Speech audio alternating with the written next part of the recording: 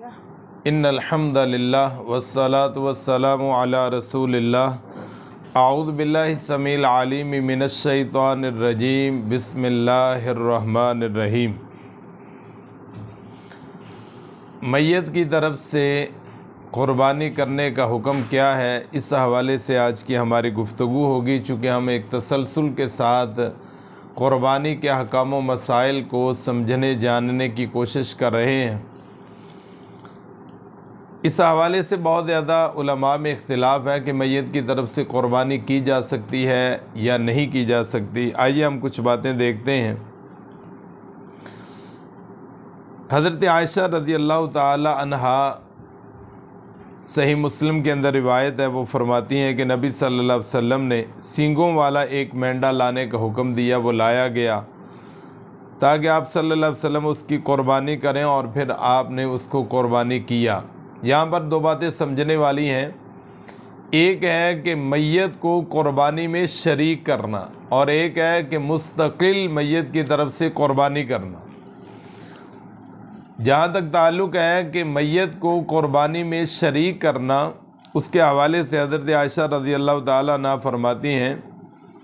آپ نے فرمایا حلم المدیتا،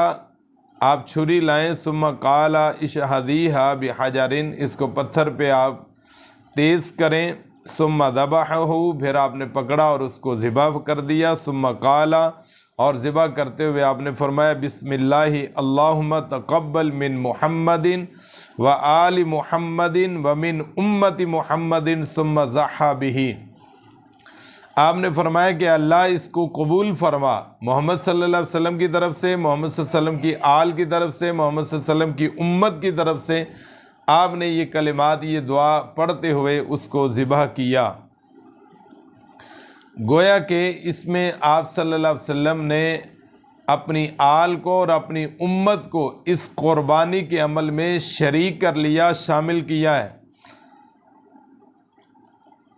ابو یعلا فرماتے ہیں کہ حضرت جابر بن عبداللہ رضی اللہ تعالی عنہ سے روایت کیا ہے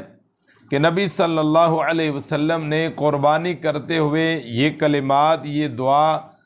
آپ نے پڑھی، بسم اللہ واللہ اکبر ان محمد و امتہ من شہد لک بالتوحید و شہد علی بالابلاغ، کہ اللہ یہ محمد صلی اللہ علیہ وسلم اور ان کی امت کی طرف سے قبول فرما، توحید کی جنہوں نے گواہی دی اور میرے پیغام الہی پہنچانے کی شہادت دی، گواہی دی ہے۔ تو کچھ لوگوں کا موقف ہے کہ جو یہ سمجھتے ہیں کہ میت کی طرف سے قربانی کی جا سکتی ہے، وہ ان کا یہ موقف ہے کہ رسول اللہ صلی اللہ علیہ وسلم نے قربانی کرنے سے پہلے جو دعا پڑھی ہے اس کے اندر اپنی آل کو اور اپنی امت کو شامل کیا ہے، اور اپنی امت کے ان افراد کا بھی اس کے اندر شمار ہے جو فوت ہو چکے تھے۔ گویا کہ جب امت کی بات ہے تو جو فوت ہو گئے تھے وہ بھی اس میں شامل ہیں، لہذا رسول اللہ صلی اللہ علیہ وسلم نے اپنی قربانی میں میت کو بھی شامل کیا ہے۔ اب ایک ہے کہ میت کی طرف سے قربانی، مستقل ایک قربانی کرنا۔ مسند احمد کے اندر، ابو داود کے اندر، جامع ترمذی کے اندر اور مستدرک حاکم کے اندر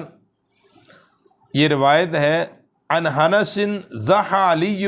رضی اللہ تعالی عنہ بکبشین، کبش عن النبی صلی اللہ علیہ وسلم و کبش عن نفسہ، وقال امرنی رسول اللہ صلی اللہ علیہ وسلم ان اضحی عنہ فانا اضحی ابدا۔ حضرت علی رضی اللہ تعالی عنہ نے دو مینڈے ذبح کیے، ایک مینڈا اپنی طرف سے اور ایک مینڈا نبی صلی اللہ علیہ وسلم کی طرف سے، اور فرمایا کہ رسول اللہ صلی اللہ علیہ وسلم نے مجھے یہ حکم دیا تھا، یہ وصیت کی تھی کہ میں آپ کی طرف سے قربانی کیا کروں، تو لہذا میں تب سے ہمیشہ ہر سال آپ کی طرف سے قربانی کرتا ہوں۔ یہ مسند احمد کی 1278 نمبر پر، سنن ابی داود کی 2787 نمبر پر، جامع ترمذی کی 1528 نمبر پر اور مستدرک حاکم وغیرہ کے اندر موجود ہے۔ اس روایت کے حوالے سے کہا جاتا ہے، امام طیبی فرماتے ہیں ھذا دلیل علی انہ لو ضحی عمن مات جاد۔ شرح طیبی کے اندر فرماتے ہیں 4 جلد میں کہ یہ اس بات کی دلیل ہے کہ میت کی طرف سے قربانی کرنا جائز ہے۔ شیخ الاسلام ابن تیمیہ رحمۃ اللہ علیہ فرماتے ہیں کہ جس طرح میت کی طرف سے حج اور صدقہ جائز ہے، اسی طرح قربانی بھی جائز ہے، اور ان کی دلیل بھی یہی روایت ہے، جناب حضرت علی رضی اللہ تعالیٰ عنہ کا یہی عمل ہے جو ابھی آپ کے سامنے رکھا ہے۔ اور شیخ ابن تیمیہ رحمۃ اللہ علیہ فرماتے ہیں کہ قربانی گھر میں کی جائے، اس کی قبر پر قربانی کرنا جائز نہیں ہے۔ یہ مجموع الفتاویٰ کے اندر بات موجود ہے۔ امام حاکم رحمۃ اللہ علیہ نے اس کی سند کو صحیح قرار دیا ہے، جو مستدرک حاکم کے کتاب الاضاحی جلد نمبر 4 اور کے اندر موجود ہے۔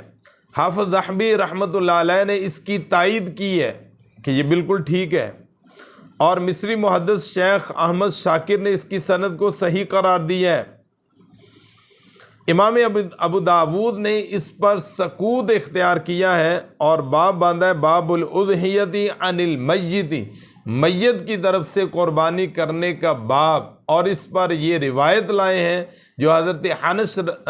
سے روایت ہے کہ حضرت علی رضی اللہ تعالی عنہ نے 2 مینڈے کیے، ایک اپنی طرف سے، ایک رسول اللہ صلی اللہ علیہ وسلم کی طرف سے، اور آپ سے پوچھا گیا تو فرمایا کہ رسول اللہ صلی اللہ علیہ وسلم نے مجھے حکم دیا، وصیت کی تھی، اس لیے میں ہر سال آپ صلی اللہ علیہ وسلم کی طرف سے قربانی کرتا ہوں۔ یہ ایک موقف ہے، اور دوسرا موقف اس روایت کے حوالے سے یہ ہے کہ یہ روایت ضعیف ہے، یہ روایت ٹھیک نہیں ہے، اور ضعیف کہنے والے کہتے ہیں کہ اس کے اندر 3 راوی ہیں جن کے اوپر جرح ہے۔ ان میں شریک بن عبداللہ نخعی، جن کا حافظہ کمزور ہو گیا تھا، اور دوسرے ابو الحسناء جو مجہور راوی ہیں، اور تیسرے حنش بن عبداللہ ابو المعتمر، یہ ان کو وہم کا شکار ہو گیا تھا، آخری عمر میں وہم کا شکار تھا، اس لیے وہ کہتے ہیں کہ یہ روایت ٹھیک نہیں ہے، ضعیف روایت ہے۔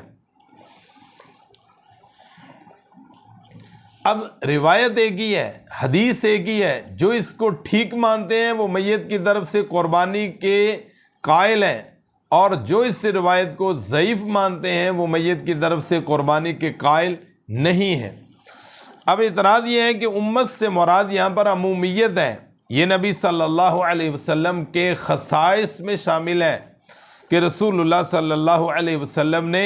یہ آپ کا خاصہ تھا کہ آپ نے اپنی امت کو شامل کیا۔ یہ حافظ ابن حجر رحمۃ اللہ علیہ ان کا یہ موقف ہے، اور اعتراض کرنے والوں کا یہ بھی موقف ہے کہ رسول اللہ صلی اللہ علیہ وسلم نے کی طرف سے کسی صحابی نے رسول اللہ صلی اللہ علیہ وسلم کی طرف سے کبھی کوئی قربانی نہیں کی۔ حضرت علی رضی اللہ تعالیٰ عنہ کی جو روایت آتی ہے، تو اس کے علاوہ چونکہ وہ روایت ان کے نزدیک جو میت کی طرف سے قربانی کے قائل نہیں ہیں، ان کے نزدیک وہ ضعیف روایت ہے، تو وہ شواہد کے طور پر یہ کہتے ہیں کہ کسی صحابی نے رسول اللہ صلی اللہ علیہ وسلم کی طرف سے یا کسی دوسرے کی طرف سے کبھی قربانی نہیں کی۔ خود رسول اللہ صلی اللہ علیہ وسلم کے پیارے چچا جان حضرت حمزہ رضی اللہ تعالی عنہ سید الشہداء، اور آپ کی بیوی حضرت خدیجہ رضی اللہ تعالی عنہا، جس کو آپ کبھی نہیں بھولے اور آپ یاد کیا کرتے، اور بالخصوص قربانی کے موقع پر اور خوشی کے موقع پر آپ فرمایا کرتے۔ حضرت عائشہ رضی اللہ تعالیٰ عنہ فرماتی ہیں جب بھی خوشی کا وقت آتا، قربانی کا وقت آتا، جب بھی خوشی کے لمحات آتے، تو آپ فرماتے ہیں کہ میری خدیجہ کی سہیلیوں کے گھر میں گوشت دے کر آیا کریں۔ اتنی محبت، لیکن رسول اللہ صلی اللہ علیہ وسلم نے کبھی بھی اپنے چچا حضرت حمزہ رضی اللہ تعالی عنہ کی طرف سے قربانی نہیں کی، اور رسول اللہ صلی اللہ علیہ وسلم نے کبھی بھی حضرت خدیجہ رضی اللہ تعالی عنہا کی طرف سے قربانی نہیں کی۔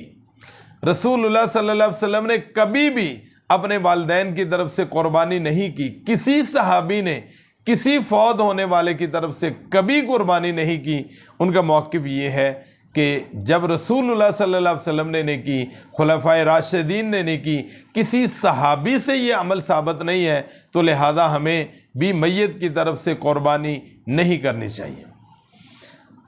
اب جو اس کے قائل ہیں، اگر ان دونوں کی باتوں کو سمجھا جائے اور دیکھا جائے، دونوں موقف ہمارے سامنے ہوں، تو خلاصتاً یہ بات نکلتی ہے کہ تین انداز ہو سکتے ہیں۔ یا تو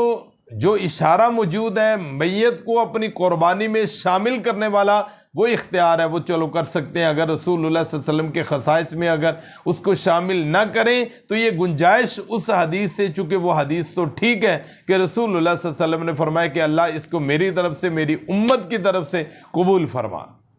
تو ہم ان کو شامل کر سکتے ہیں اس نیت کے ساتھ۔ ایک تو یہ ہے۔ دوسرا، اگر کسی والدین نے اولاد کو وصیت کی ہے، اگر اس روایت کو ٹھیک مانے تو وہ صرف ایک وصیت ہے جو حضرت علی رضی اللہ تعالیٰ عنہ کے لیے خاص ہو گئی، اگر وہ روایت ٹھیک مانے تو پھر جو والدین وصیت کر دیں ان کے اولاد جو ہے وہ والدین کی طرف سے پھر اس وصیت پر عمل کرتے ہوئے اس کو قربانی کریں گے۔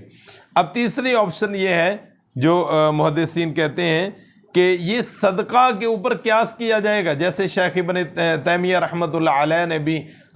اس بات کی طرف اشارہ کیا ہے کہ یہ حج اور صدقے پر قیاس ہے، تو یہ صدقہ پر قیاس کیا جائے گا اور ان کے نزدیک یہ پھر عام صدقہ ہوگا، اس کو ہم قربانی، مستقل قربانی کا درجہ نہیں دے سکتے۔ یہ دونوں طرف سے دلائل تھے جو میں نے آپ کے سامنے رکھے ہیں۔ امید ہے کہ آپ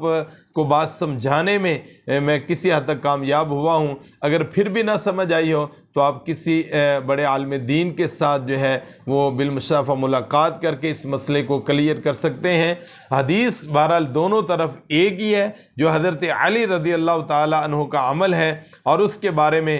جو کہتے ہیں کہ یہ روایت ٹھیک ہے وہ میت کی طرف سے قربانی کرنے کے قائل ہیں، اور جو کہتے ہیں کہ یہ روایت ٹھیک نہیں ہے وہ میت کی طرف سے مستقل قربانی کرنے کے قائل نہیں ہیں۔ اللہ تعالیٰ جو حق اور سچ ہے وہ ہم سب کو نصیب فرمائے۔ السلام علیکم ورحمۃ اللہ وبرکاتہ۔